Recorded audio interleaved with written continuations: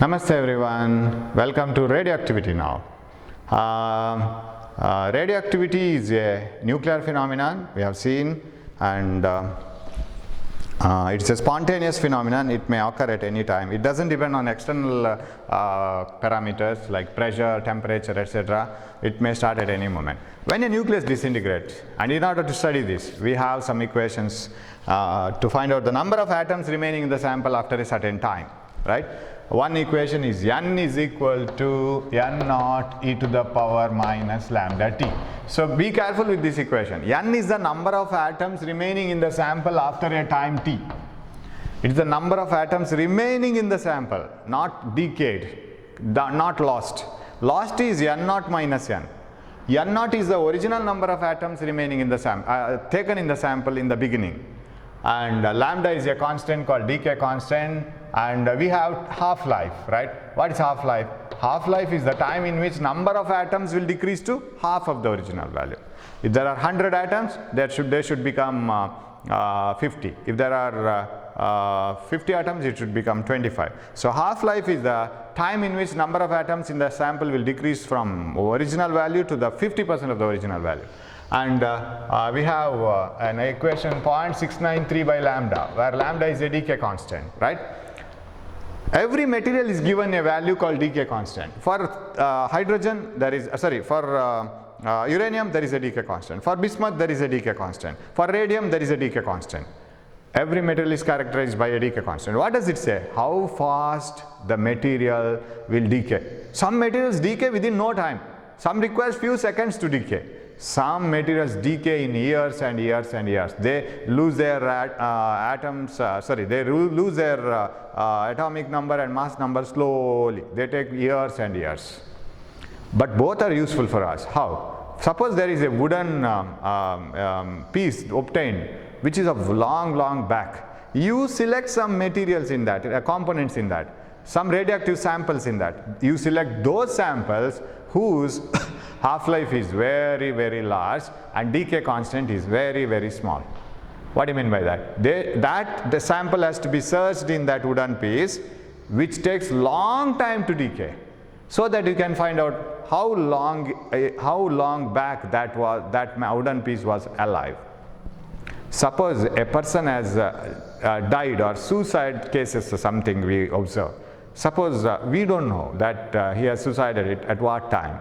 Immediately doctors take the samples which have high fast radioactive decay, lesser time radioactive decay samples, the samples which decay very fast, so that you can accurately find out. Accurately means to some extent you can find out how many hours back he has suicided and all.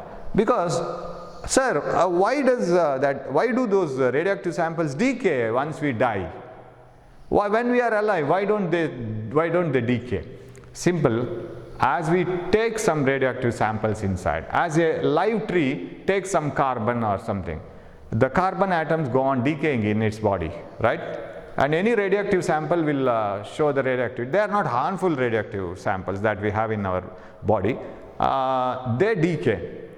But as they decay, since it is a live body, we inhale the same amount of those samples, right? So the number of samples in some number of atoms of those samples in our body is a constant. It doesn't disintegrate. But once the person dies, once the tree dies, then inhaling of or taking that radioactive sample stops and the decay starts. Of course, in the earlier time also it was decaying, but same amount of sample will be taken in, because the activity will be going on. So once the person dies, or once the tree dies, you can see the deterioration, you can see the radioactive disintegration, and that helps us to find out the time where it has stopped inhaling, right? So okay, so this equation is used at that time. That means every sample must have a lambda. Lambda means decay constant. And how do you define decay constant? Decay constant can be defined like this. Decay constant is equal to 1 over tau. What is tau? Tau is called mean life. And you know that this is half-life, right? I need not write it. What is mean life? What is the difference between mean life and half-life? Where is, you see, you can have any type of life. For example, for a person, I will define something else life, right? For example, I have to give you a name for that life, right? Some simple life I will give. What do you mean by simple life? My own definition. It is the time in which number of atoms will decrease to 30% of the initial value. My own definition. It is simple life. What is this? It is the time in which number of atoms will decrease to 50% of the initial value. What is this? It is the time in which number of atoms in the sample decrease to 38% or 36.8% of the initial value. That is another one. Almost 37%. Tau, mean life, is the time in which number of atoms in the sample will decrease to from 100% to 37.368. That means 36.8% of the highest value, 100%. This is the time in which number of atoms decrease to 50% of the initial value. This is the time in which number of atoms decrease to 36.8%. So 36.8% of initial value, time in which this is 50% of initial value. Now if you are asked to find out which is greater, tell me. Out of half-life and mean life, can you tell me which is greater? Definitely it is mean life. Why? Because from 100%, it is deterioration, it is disintegration, it is decay, it is not growth. If from 100%, as you decrease the number of atoms, what do you mean by number of atoms decreasing? Suppose you take uranium, say 92 uranium 238 or 92 uranium 235, say, if I take this, and if this is radioactive, if I take 1 kg of 92 uranium 235, there are so many atoms of this characteristic, right? Crores and crores of atoms. And when the radioactivity starts, it may start from one atom. One atom started giving alpha ray, right? It is very unstable. It started emitting alpha radiation. Now that atom is no longer uranium, it is thorium now. So out of that crores of atoms, we have lost one. But it is in the form of thorium in the sample, but you can't call it as uranium. One has gone. One has gone and it has changed its name as thorium. Second one, third one, fourth one, so it continues. The number of atoms disintegrating from the original name to the other name, changing their atomic number and mass number, such type of atoms, their number has started increasing. That means original thorium will go on decreasing. Original uranium number has been decreasing and it has been converted into thorium. And even thorium can get converted into some other material. That means original uranium is lost. This is original uranium number of atoms. This is the number of atoms which is now original, this is the number of atoms which are now present. If I had taken 1000, now I may have only 750. 250 have started either they might have emitted alpha radiation or they might have emitted beta. They have lost either atomic number or mass number changed. They are no longer uranium atoms. So original number of atoms are not. Now the original uranium atoms is only N. That's how we compare it. So it is decay. That is why we call it as decay. But we have that parent element in some or other form in the sample. Okay. Now, what I was explaining. So if you have 100 atoms, it should decrease to 50. How much time is taken? Then it has to decrease to 37. That means mean life is more, half-life is less. Do we have any relation between mean life and half-life? Yes, we have. What is the relation between mean life and half-life? Multiply this by, tau is 1 by lambda, tau is 1 by lambda, multiply by 0.693, divide by 0.693, and if you do this, so 0.693 by lambda is half-life, right? Half-life by 0.693. Is it so? So mean life is equal to half-life by 0.693, or half-life is equal to mean life into 0.693. You see here itself will come to know. Half-life is less because you are multiplying a number by a fraction. What will be the answer? Lesser than this number. For example, 10 into 0.693, say 10 seconds is tau, say. 10 into 0.693 gives 6.93, that is half-life. Half-life is less, mean life is more. And just simply you can remember the number of atoms should decrease to 50% half-life, 36.8% mean life. So it takes a longer time for a mean life. Okay, the reciprocal of mean life is the decay constant. Therefore, if this is time, decay constant is time to the power minus 1, seconds to the power minus 1, years to the power minus 1, and month to the power minus 1, anything. So decay constant is the reciprocal of the time. So how can you define decay constant? Decay constant of a material is the reciprocal of the time. Which time? The time in which number of atoms in the sample should decrease to 36.8% of the original value. Calculate the time in which the number of atoms decrease from 100 to 36.8%. Get the reciprocal of that time. That is the decay constant. Okay. So here it is time to the power minus 1. Sorry. Time to the power minus 1. Okay. Now, while using this formula, you can do one thing. So here many of the problems can be worked out very easily, and understanding is very important. You can have shortcut methods, many shortcut methods. So how? N by N naught is e to the power minus lambda t. That is what we write. Now suppose this is the ratio of number of atoms present now and number of atoms originally. That means parent atoms only. The daughter nuclei we are not worried about. Now, suppose you take the half-life. If I write a list of values, suppose I have n naught number of atoms and the time is 0. This is time and this is the number of atoms, original atoms. And if the time becomes 1 half-life, then the number of atoms should become n naught by 2. Am I right? It should be half of the previous value. And if the time passes one more half-life, then it should be half of this n naught by 4. So shall I write it as n naught by 2 to the power 2? Half of this. If one more half-life is passed, then I should get half of this n naught by 8, that is equal to n naught by 2 to the power q. That means after 3 half-lives, I have a number of atoms remaining as n naught by 2 to the power 3. After 2 half-lives, I have n naught by 2 to the power 2, number of atoms remaining. And if it is n half-lives, shall I write it as the number of atoms remaining in the sample as n naught by 2 to the power n. The number of atoms remaining in the sample now is n naught, now is half, now it is 1 by 4, 1 by 8. So after n half-lives, understand what is small n. After small n half-lives, the number of atoms remaining in the sample will be n naught by 2 to the power n, and n by n naught is equal to 1 by 2 to the power n. Can you follow this? You bring this n naught here. What is the meaning of this? The ratio of number of atoms remaining now and number of atoms originally present is equal to 1 by 2 to the power n.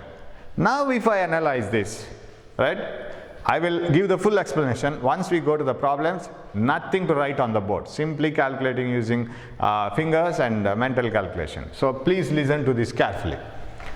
Suppose if I write 1 by 16, what is this meaning? Is equal to n by n naught. What is the meaning of this? If n by n naught is 1 by 16, out of 16 original atoms, now only 1 is remaining. What about 15? 15 have gone and they have lost either atomic number or mass number. They have emitted alpha or beta gamma radiation and beta particles, and it has converted into something else. Daughter nuclei is different. Original, that uranium is only 1. Out of 16, 1 is remaining. That is the meaning. N by n naught. How many half-lives have been over? Then you can count it using your fingers. 16, if it has to become 8, half of 16, 1 half-life. 8 to become 4, 2 half-lives.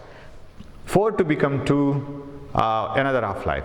And 2 becoming 1, 4 half-lives totally. So in 4 half-lives, 16 becomes 8, 8 becomes 4, 4 becomes 2, 2 becomes 1. 1 by 2 to the power 4, n by n naught. Compare it with this one now, equation. What does this 4 indicate? 4 half-lives.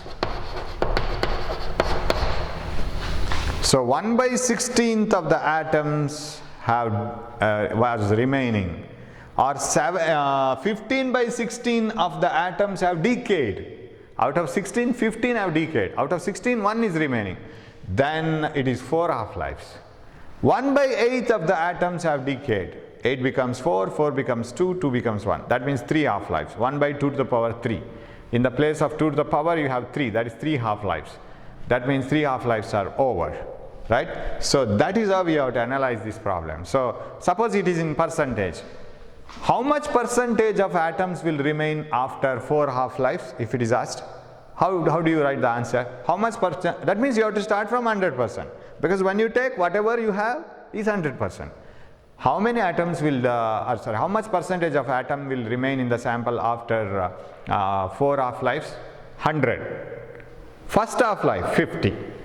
Next half-life 25. Next half-life 25 to 12 and half. 12 and half 6.25. 6.25% of the atoms will remain as original atoms after 4 half-life. 100 becomes 50, 50 becomes 25, 12 and a half, 6.25. That is how you have to calculate. Very simple calculation. So just you have to divide 100 by 2 to the power 4, that is 100 by 16. You will get the same answer. Or you can calculate it using your hands. And another equation here is the radioactive decay law, A is equal to minus lambda n, very famous, that you have to remember. Activity of a sample is directly proportional to the number of atoms in the sample, right? More the number of atoms in the sample. Suppose you take, it is activity, okay, I have to work out with that formula. A is equal to minus lambda n.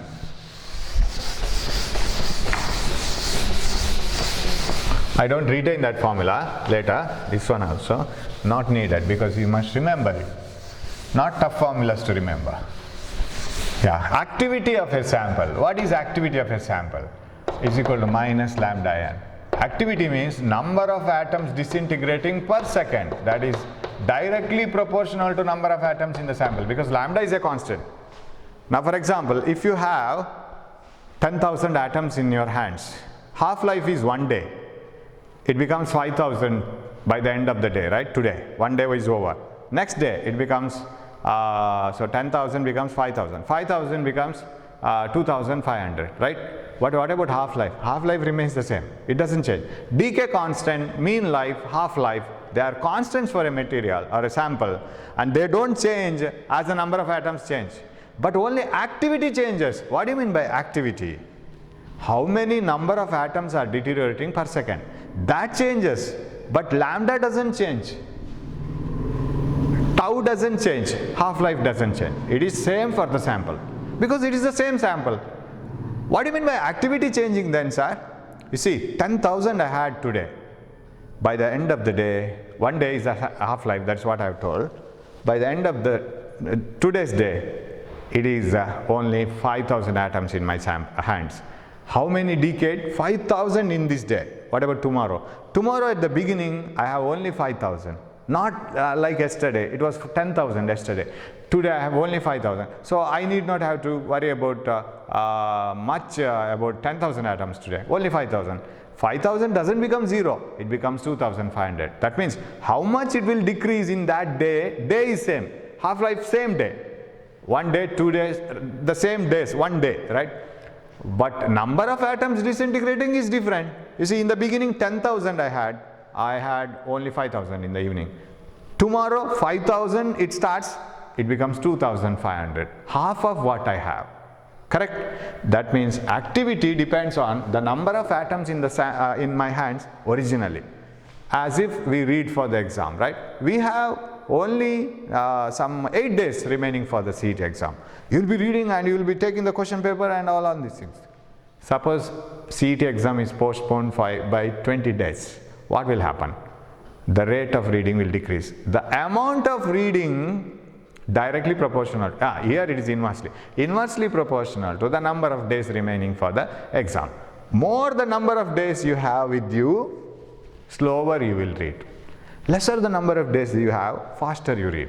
Reverse of that, inverse of that radioactivity. But in radioactivity, more the samples you have to decrease by 50. You have to be very fast. You have very less number of samples today, slowly you will decrease. But half-life remains the same. It doesn't change. So 1000 becomes 500, 500 becomes 250, 250 becomes 125 in the same day or hour, whatever is the half-life. Okay, so dN by dt is the number of atoms decreasing per second. So activity may change, it may deteriorate faster or slower depending on the number of atoms, but lambda is a constant. So if you draw a graph of the activity of the sample versus time, then you know that it is standing like this. So it is the original, okay, or a number of atoms, I'll write. Number of atoms in the sample versus time, it is n0, and exactly when it is 1 half-life, say this is 1 half-life, then the number becomes half n0 by 2 and 2 half-lives. Here you go with the same time, but this decreases half of this, n0 by 4, and if you go one more half-life further, it is n0 by 8, so it moves. And this curve doesn't touch the time axis at all. What do you mean by that? Once the, because it is like everything getting halved, right? I will donate 50% of the money. What do I have? That is my decision today. I will donate 50% of what the money I have in my pocket every morning. Today I have 1,000 rupees. Okay, donate 500. Tomorrow I do not donate 500. Tomorrow I have 500 rupees in my pocket.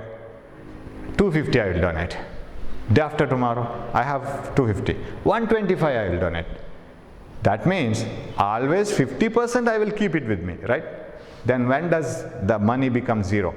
It will never become zero, because simple concept is every time I will donate only 50%. Remaining 50% I will keep. It will never become zero. It will become smaller and smaller and smaller. It doesn't become zero. So radioactivity, the number of atoms in the sample becomes zero after infinite time. They never become zero. Then sir, if radioactivity starts, suppose a nuclear bomb is dropped at a place and radioactive atoms will be created there because of nuclear fission, and these radioactive samples will keep on emitting gamma rays up to infinite time, then we will never go there. But activity will decrease and decrease and decrease, so that it will become very less active, and after a long time the gamma radiations, the gamma rays and gamma particles and beta particles will not be, gamma radiations, alpha particles and beta particles, they may not be very strong enough after a long time. The activity will be so weak that it may not hurt us. It may not be hazardous. So then you can go, but it never becomes zero. Activity never reaches zero, and I can write the equation as if I write n is equal to n naught e to the power minus lambda t. I can also write a is equal to a naught e to the power minus lambda t. I can write both the equations. Both are permissible. Even I can write m is equal to m naught e to the power minus lambda t. M standing for mass. Now, activity becomes zero after infinite time. It doesn't touch this axis at all. Activity, number of atoms in the sample becomes zero after infinite time. Okay, so that is another thing. One more thing I was thinking about, forgotten. Right, so activity of a sample is directly proportional to number of atoms in the sample. That is called decay law. It starts from decay law, and dN by dt is the number of atoms disintegrating per second, and that is minus lambda. Why minus? Minus shows that the number of atoms are decreasing with the time. So that is main thing about radioactivity, the number of atoms disintegrate, and this becoming infinite time. When we were studying in our primary schools, our teacher used to give a problem. It is like this. So there is a frog here sitting, right? So frog is sitting here like this. It is at the center. So frog is here and looking like this. Here are the legs, and this is a circular well. This is water here, and it is at the center. This is radius r, say 10 meter. Frog has a habit. It always jumps 50% of the distance what is remaining towards the edge of the well. It has to come out. It always jumps 50% of the distance what is remaining for the edge. Now 10 meters is remaining. It jumps by 5 meters. What is the remaining? 5. It jumps only 2.5 meters. What's the remaining? 2.5. It jumps only by 1.25 meter. And she used to explain all these things and homework. After how many jumps this frog will reach the edge? That was the question. And we used to go home and calculate. First jump 5 meters, next jump 2.5, plus 2.5, plus 1.25, plus point something. Add and add and add. It will never become 10. Because every time you will retain 50%. You will not add the remaining full. You will retain 50%, remaining 50% you will add. So when this is done, it will never become 10. That means reactivity will continue for infinite time. It will never become 0. So that is about radioactivity. So we will move on to few problems, right? If I have left some explanations, we will see that later. Okay, the questions are like this. Right. We will have few questions. Okay, it is switched off.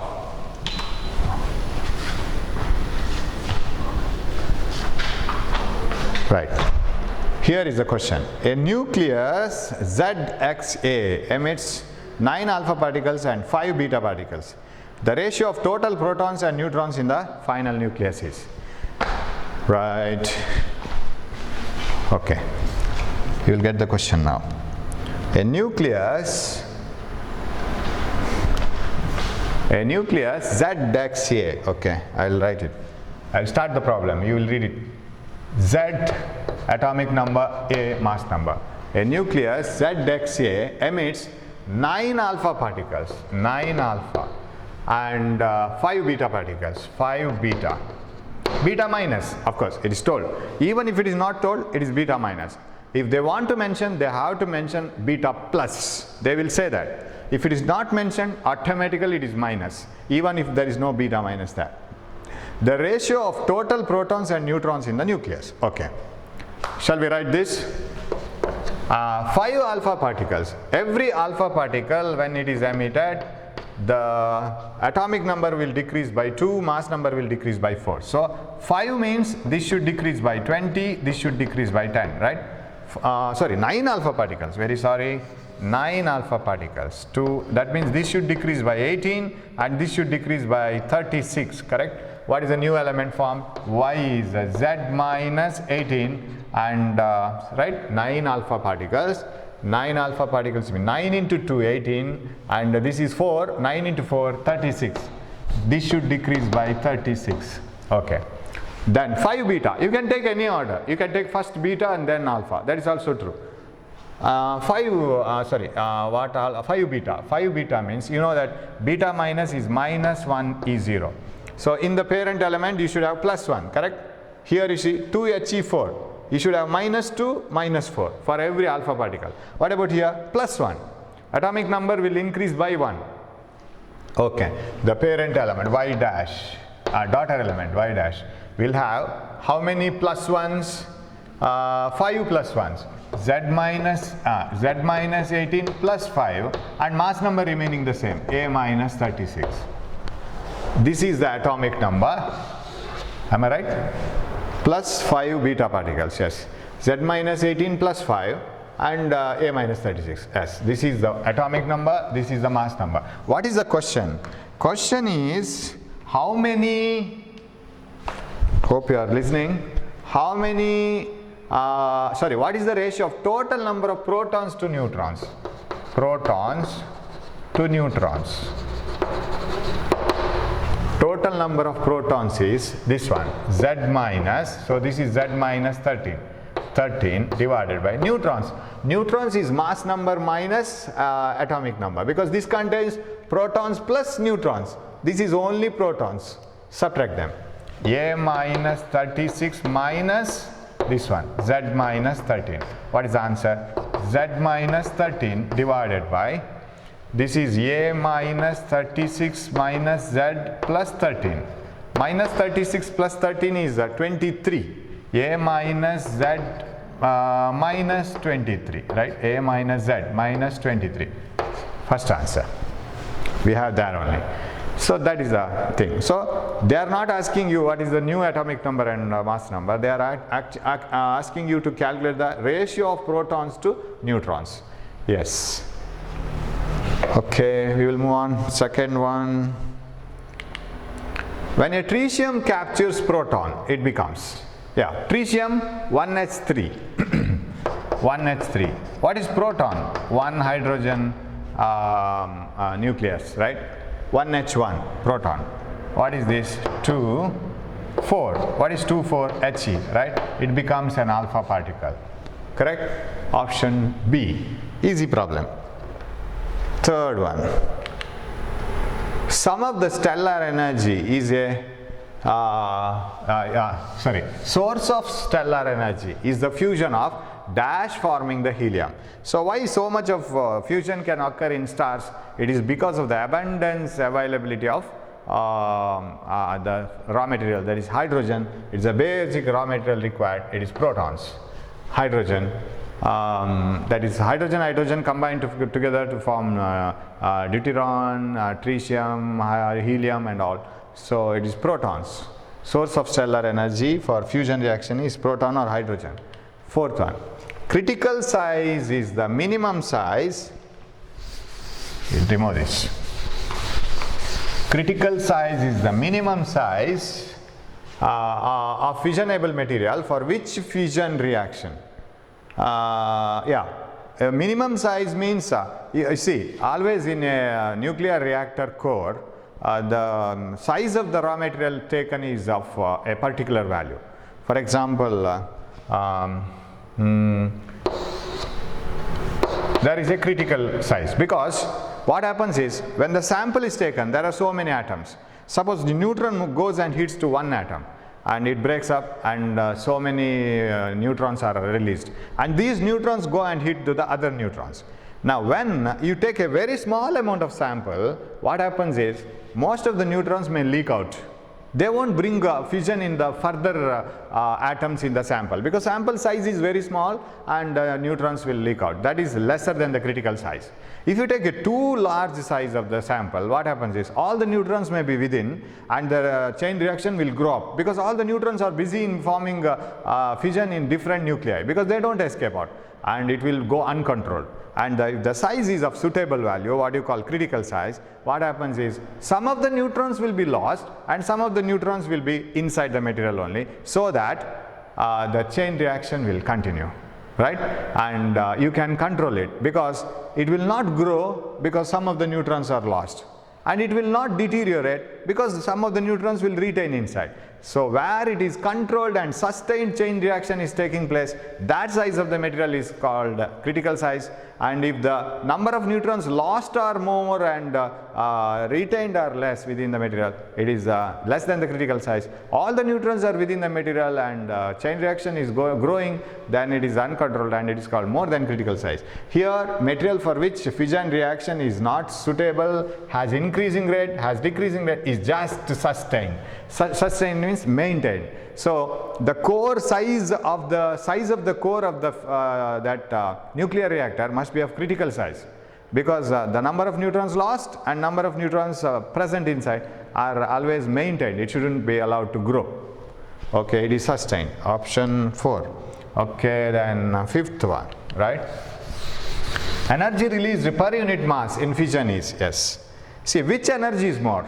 When uranium splits into further nuclei, what is the energy released? Say one uranium atom splits into barium and krypton.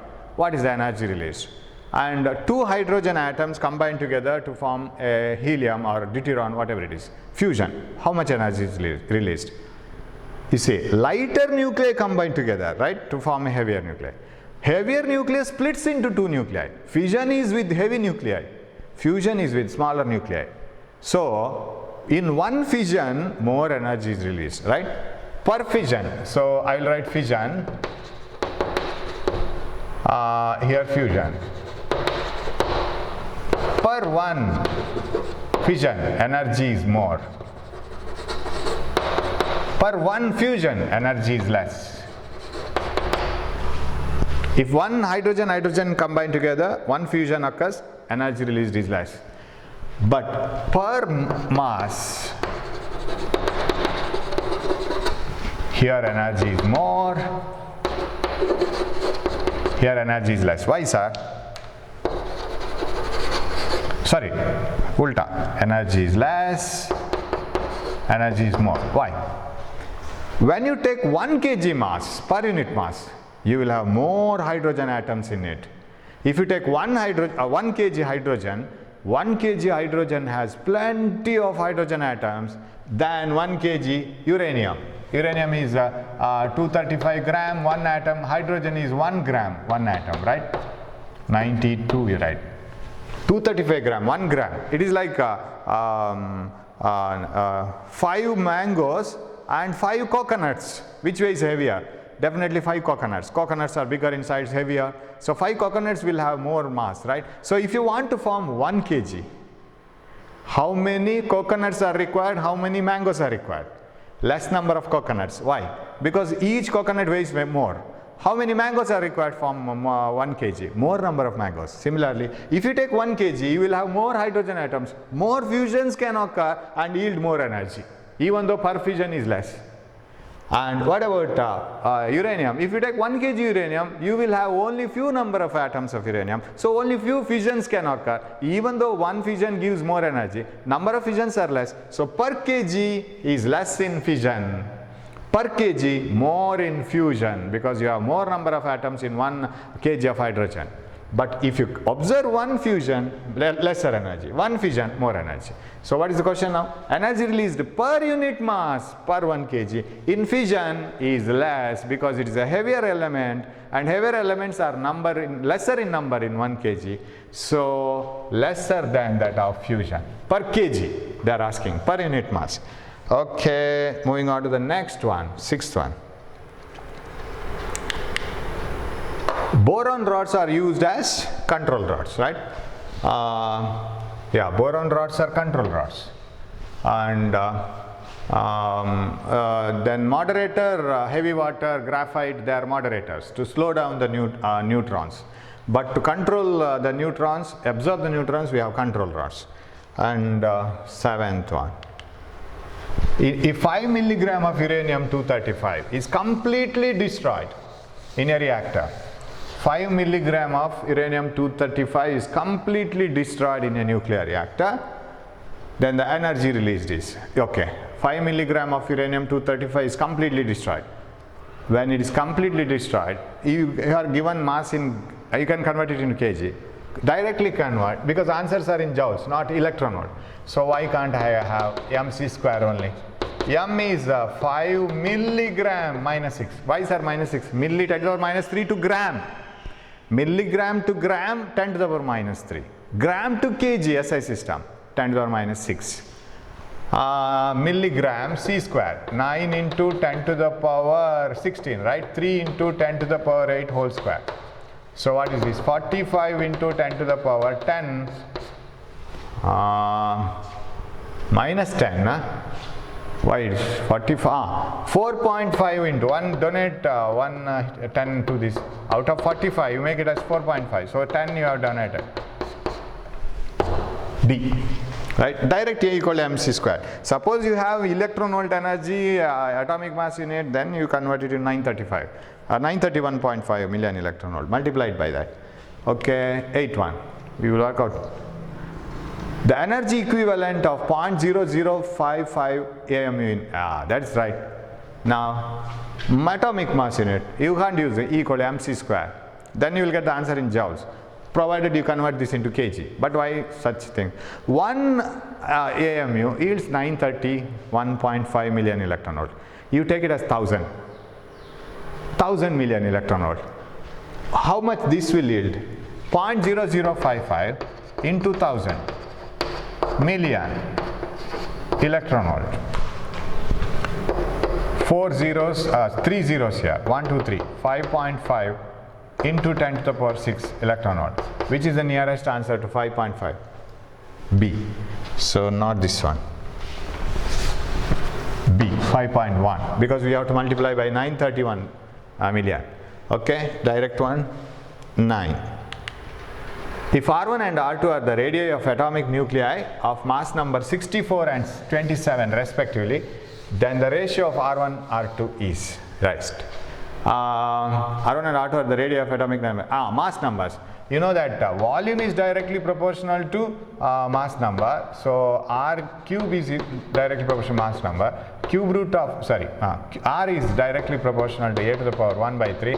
R1 by R2 is A1 by A2, 64 by 27, cube root, I'll write the cube root together. So what is R1 by R2? 64 cube root is 4, this is 3, 4 is to 3. Option D, 4 is to 3, right? Nothing else involved. Option 4. So I will stop at the moment, and then I will again continue in the next video. So you'll have 3 videos today, right? I think it is not difficult to follow this because all the things are easy. Okay, I'll be coming again with another video after 9th problem and 10th one, right? Yeah, 10th one, yes.